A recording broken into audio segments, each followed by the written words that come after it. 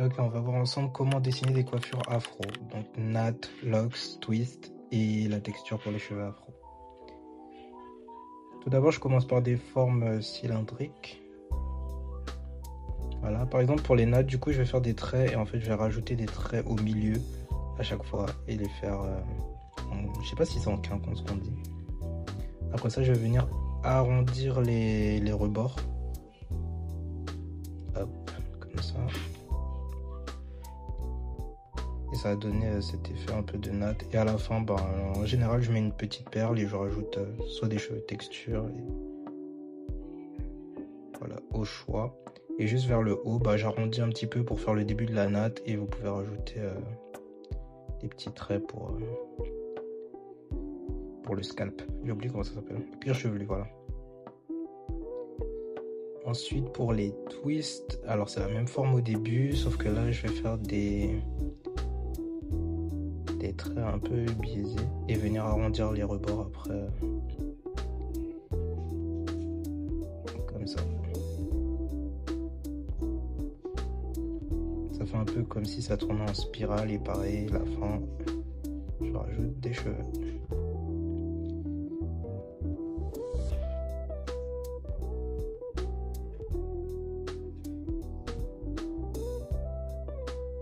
Ce que j'aime bien faire aussi, c'est rajouter des petits, voilà, des petits traits comme ça au milieu pour montrer un peu que ce sont des cheveux, que ça bouge un peu dans tous les sens.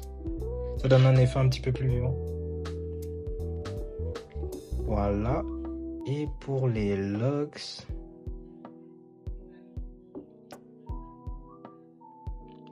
en général, le cheveu est un peu moins lourd. Je sais pas comment expliquer. Du coup, ouais, je pars sur ces formes un peu espacées et je vais faire un peu des courbures sur le côté pour montrer que le cheveu, il est... enfin, il y a plusieurs cheveux. En gros, voilà. Parce que c'est pareil, il y a des twists un petit peu sur les locks. Ce qui concerne les textures, en général, c'est deux cas. C'est soit je fais un effet un peu nuage pour mes afros, mais on va voir sur des personnages que j'ai dessinés. Un effet un peu nuage. Et récemment, j'ai commencé à faire un effet un peu... bon, si j'y arrive, voilà. À faire des effets un peu plus texturisés. Et je trouve que ça fait un peu plus naturel que l'effet nuage. Donc maintenant, lorsque je dessine mes afros, ce sera un peu plus comme ça. Hop, ça c'est bon. Et on va aussi voir rapidement comment faire l'effet dégradé un petit peu pour les tapers et les dégradés. Donc, hop. Donc déjà, comment dessiner les contours. En général, voilà, on fait un carré, ça sur les côtés. T'as tes oreilles juste là. Et tu rajoutes la texture sur le haut si c'est un taper. Voilà. C'est juste des petits exemples, mais j'ai déjà préparé des visages pour illustrer un peu mes propos. Donc voilà, on a les nattes, les twists et les locks. On a notre taper et l'afro. Là, j'ai dessiné plusieurs visages. Je me suis un petit peu amusé avec les expressions. Pour voir comment donner des expressions, j'ai une autre vidéo justement comment jouer sur les expressions sur ma chaîne. N'hésitez pas à aller la voir si ça vous intéresse. Alors j'ai commencé par lui faire des petits bouns texturisés. Ensuite pour les cheveux, j'essaye de faire des petits froufrous. Je sais pas comment ça s'appelle. Les babyères. Je lui ai fait un plaquage simple, mais j'aurais très bien pu lui faire des tresses, des nattes. Hop, hop. Et hop. Voilà. Là on est bien. Ensuite, on va voir pour donner l'effet dégradé. Donc sur le haut, je lui fais les cheveux tranquille.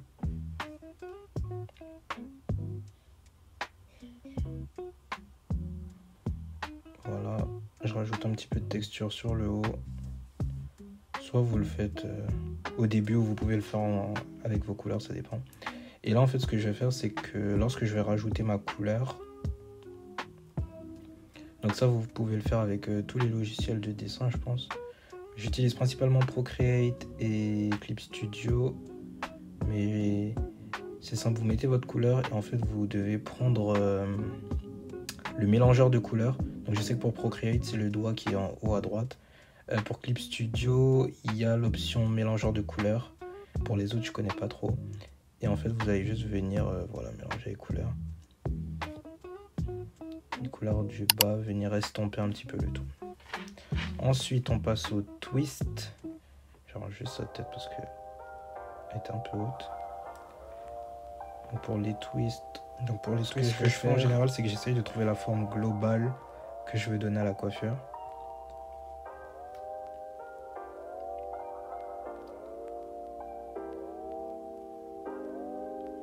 Rajouter le trait pour savoir d'où partent mes twists. En général je sépare en deux. Ensuite dessiner les premières formes. Là je vous avoue que j'ai fait un peu au pif. C'est surtout pour vous montrer comment faire les twists. J'arrange un petit peu pour que la forme me plaise. Donc on va voir ça comme ça, comme ça. Ok, une fois que j'ai la forme globale, là je vais commencer à faire mes traits parallèles un peu partout.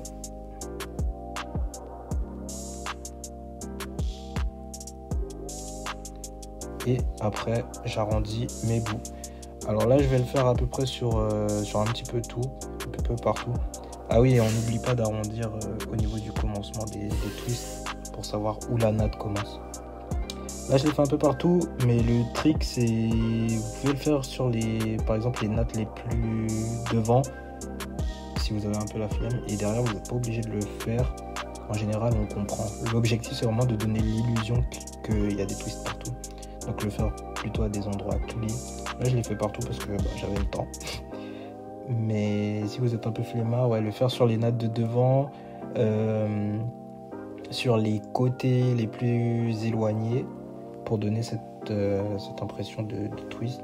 Et en général les nattes qui sont à l'intérieur, les tresses qui sont à l'intérieur, on n'a pas forcément besoin de le faire.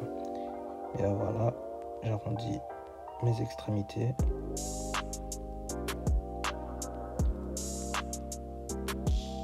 Et après, comme j'ai dit, je rajoute juste les petits traits pour montrer à l'intérieur des twists, pour montrer que ce sont des cheveux, que ça tourne et que ça donne un effet un peu plus naturel. Ensuite, on passe aux nattes. Là, j'essayais de trouver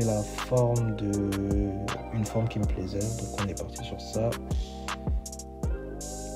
Pareil, je fais mes traits partout. Un peu comme les twists, on peut faire ces traits surtout sur les nattes de devant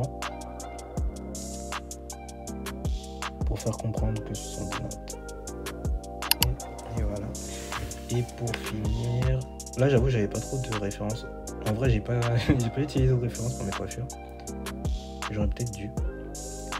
Du coup je suis parti un peu en freestyle. J'ai essayé de montrer les différentes textures, donc un peu en afro. Là on va lui faire des locks.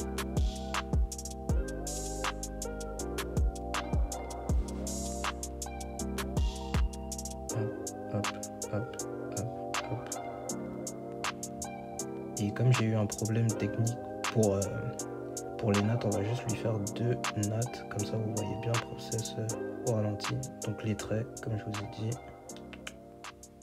Mes arrondis sur les rebords. Et la finition. Hop. Pareil. On est bon.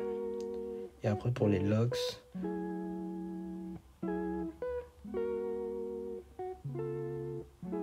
C'est un peu comme les twists, c'est juste que je vais pas faire d'arrondi sur les extrémités.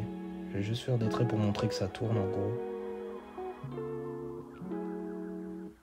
Je lui fais des paupières parce que c'est une bad bitch. Les espaces vides, je les comble avec d'autres locks. Voilà. Sur les côtés aussi.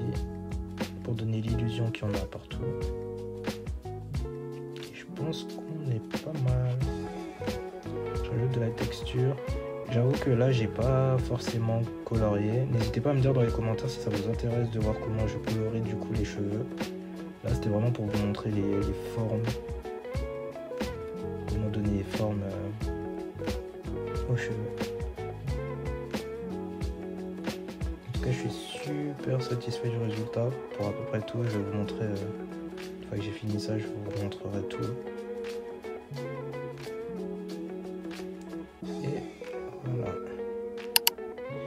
Donc voilà, là on a toutes les coiffures. J'espère que cette vidéo vous aura plu. Dites-moi en commentaire quelle est votre coiffure préférée et n'hésitez pas à m'envoyer vos dessins si vous l'avez fait sur mon Instagram.